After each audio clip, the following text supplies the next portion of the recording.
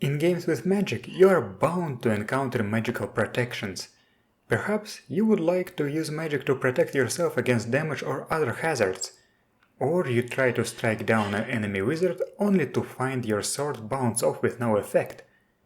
Magic of protection is undoubtedly useful, but it might be boring, so let's talk about it in more detail and see if it's possible to make it more fun and interactive. In D&D, the school of defensive magic is called Abjuration, and it's not the same as the College of Protection and Warning spells in GURPS. Abjuration also contains spells that dispel magical effects, banish outsiders, but for some reason does not contain such spells as Wall of Force. That one belongs to Evocation. In GURPS, Force Wall and Force Dome do belong to the College of Protection and Warning, but there are some other minor oddities. For example, this college has such spells as Resist Lightning, Resist Acid, Resist Sound, but does not have Resist Cold and Resist Fire. They are exclusive to the colleges of Fire and Water. Why? I have no idea. When using sorcery, I allow an optional scope limitation for D&D style Abjuration.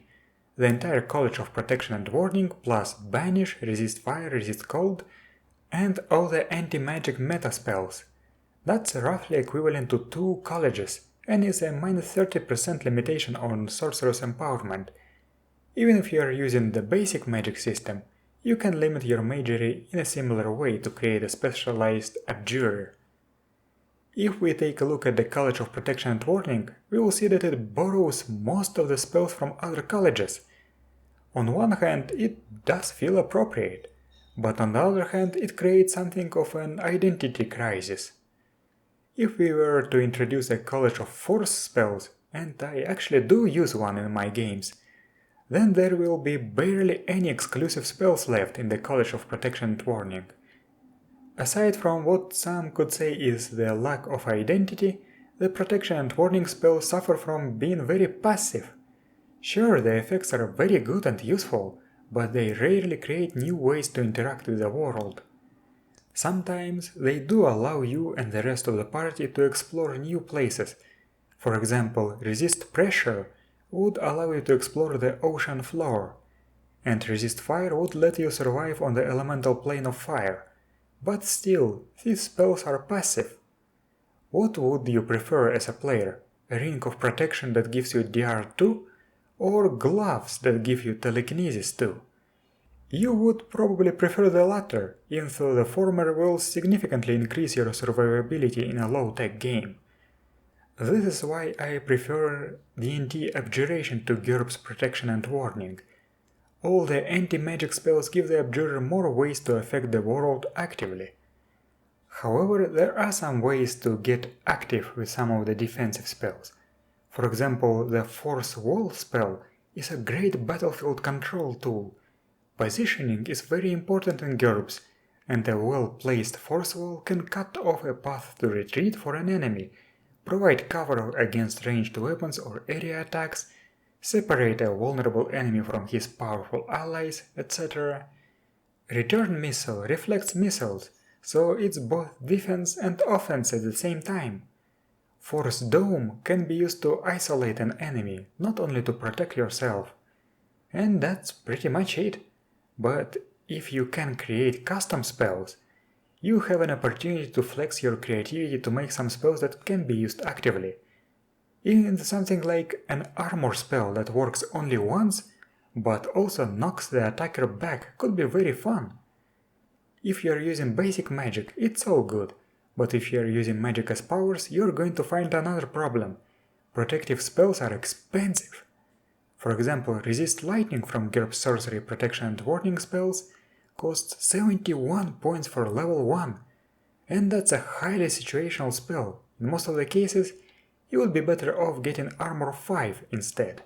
It will be cheaper and effective against all damage, not just lightning. Some cool spells such as Mystic Mist cost almost 200 points. Nobody has enough points for that. However, many of these expensive spells last a long time, so they become valid options for hardcore improvisation, provided you even have enough points in Sorcerer's Empowerment. Another problem might arise: too much protection. If your Abjurer makes the entire party invincible, it might make the game boring, as there is no risk involved at all. But what is available to the player characters is also available to the NPCs, and this can result in a fight where two invulnerable combatants just whack each other with no effect until one of them passes out from exhaustion, just like late game in Dominions 3. One way to deal with this is to restrict the power level of defensive spells. Just like the GM has to set damage limits for magical attacks, he should also set a limit on defensive spells. These limits can be different for different spells. For example, the universal armor spell might be limited to DR4, while the specialized resist fire might be limited to DR20. Second, you should remember that all magic has countermeasures. Ironically, Abjuration gets countered by Abjuration, as this school has the ability to dispel magic. You should not forget about special materials too. For example, in GURPS Dungeon Fantasy, weapons made of meteoric iron bypass all magical defenses. This is a perfect silver bullet, but do not go overboard with it. Since people in the game world know about magic defenses, they should also know how to counter them, and thus encountering an occasional enemy with a meteoric iron dagger is not something extraordinary. Finally, you should remember that not everything can be resolved with combat. Sure, an Abjurer would be a very powerful combatant, but that won't help him negotiate a trade agreement or find a hidden object. Overall, Abjuration and defensive magic in general is a vital part of any game with magic, but making it exciting might take some effort and creativity, and you should devote some time to thinking how it can upset the internal balance, affect the game world, and how the game world itself would adapt to deal with commonly encountered protective charms. Also, I would like to recommend you a book, Encyclopedia Arcana, Abjuration, Shielded by Sorcery by Mongoose Publishing.